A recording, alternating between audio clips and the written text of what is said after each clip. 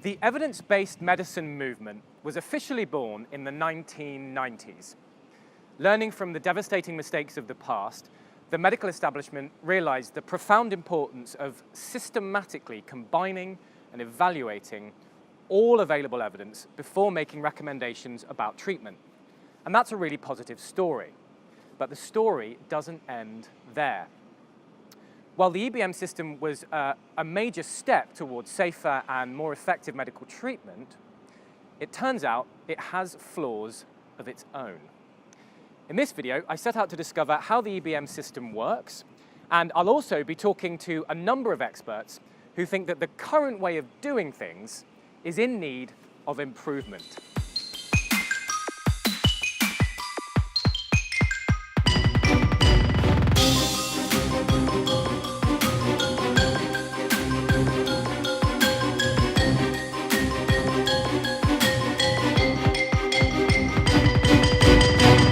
So I'm in central London. Trafalgar Square is just there. The Queen is just up the road in Buckingham Palace. And I'm standing opposite an organisation that's of key importance for evidence-based medicine, an organisation that goes by the name of NICE. NICE, somewhat confusingly, stands for the National Institute for Health and Care Excellence. I went to speak to Professor Mike Kelly, former Director of Public Health at NICE, to find out more.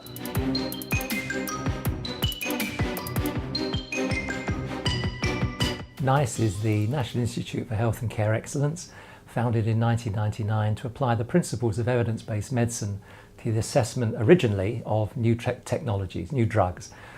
It applied that principle by using the best available evidence to determine whether a drug was effective and whether a drug was cost-effective.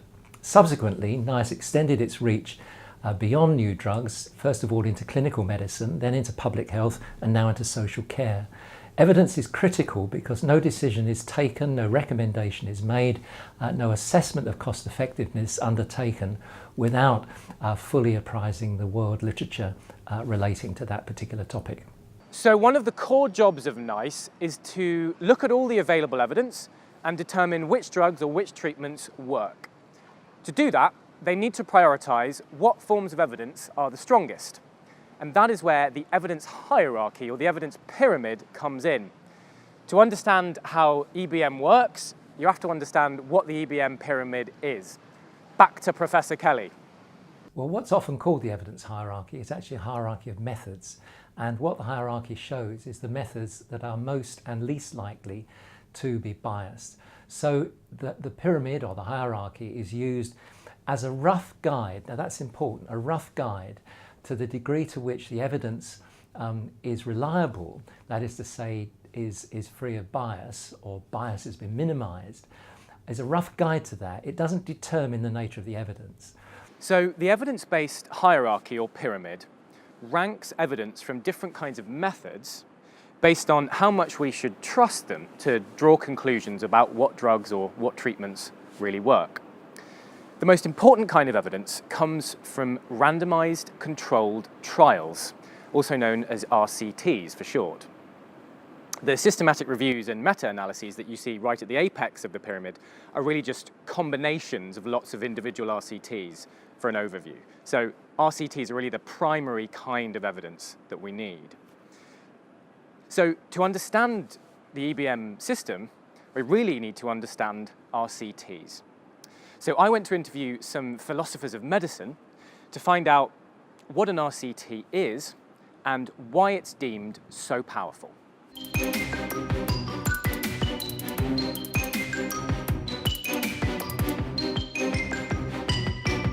Okay, so well, very simply, RCTs are a brilliant way of finding out whether medicines work. When you do an RCT, what you do is get a big group of people and you divide that group of people into several smaller subgroups and you give different treatments to each of the subgroups, and then you can compare the effect of your treatments that you're testing by looking at how the different groups fare.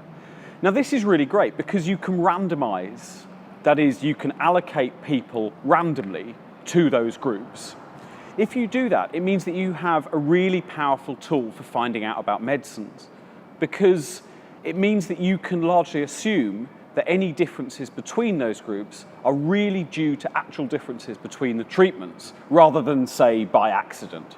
So that power that RCTs have to really find out what treatments do is an extremely good reason to take them very seriously. And it's kind of the motivation that underlies privileging trials above other kinds of evidence. Well, randomization is great because it helps reduce one sort of bias.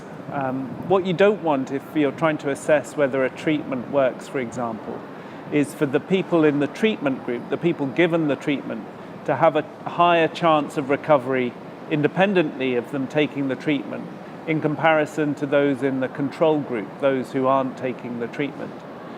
Randomization ensures that you reduce the chance of this sort of bias as low as possible. Depending on the size of the trial, larger trials means a smaller chance of this sort of bias. And that's why randomization is so good at helping to establish whether treatments are effective.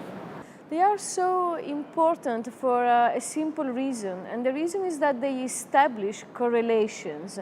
And the correlations are important for us to establish disease causation, namely what causes a disease, what prevents a disease, and things like that. And especially at the population level, these correlations are extremely useful. So let's say we've done some research into a drug that claims to reduce the symptoms and duration of a cold. So if we've done a really good randomized controlled trial, or even a whole bunch of them, we might have very strong evidence that that drug works as claimed for a whole bunch of people. Surely you might think that kind of evidence is going to be good enough to tell GPs that when a patient comes in with a cold, they should be giving them that drug. Unfortunately, it's not that simple. It's all very well doing a clinical trial and getting a result from that trial, but what am I going to do about the patient who's in my clinic or in my surgery if the results of that trial don't fit the individual? This is a problem that's known as external validity. What we're worrying about, though, in this project is whether the RCT on its own is enough. We see that it's powerful, that it's good evidence, but whether it's sufficient evidence, whether it's the only kind of evidence you should ever use, well, we're not so sure about that. And I think in the current regulatory framework, we tend to treat randomized controlled trials as if basically they're enough to make medical decisions. But there are lots of cases where RCTs don't work very well for making those kind of clinical decisions. But there is, let's say, a more applied or practical reason for why RCTs sometimes are not enough. One is that RCTs are based on the data that come from one population. And so it is an open question whether the results of an RCT can be applied straightforwardly to a different population. And a similar problem is applying the result of an RCT to a single individual. This might work okay if the individual is, let's say, a perfect member of that population, but what if it isn't? And so this is where RCTs need to be complemented with other types of evidence, other sources of information, other considerations in more general terms. And one challenge that evidence-based medicine and evidence-based healthcare have is to explain to people how to use the kinds of evidence you get from, it might be randomized trials or observational studies or even anecdotal reports sometimes, how you apply that knowledge, that information into know-how at the bedside, in the clinic, in the surgery, to apply to the individual patient who needs help in that particular condition. RCTs often exclude too many people from the study. So that's a big problem when trying to decide whether a treatment will be effective in an aging population, where there are many conditions wrong with the patients. It's a big problem if elderly or people with many conditions are excluded from the trial. We simply don't know on the basis of the RCT whether the effectiveness in a trial will map out onto real patient populations. So we've seen how the evidence-based medicine system depends on RCTs as the primary form of evidence.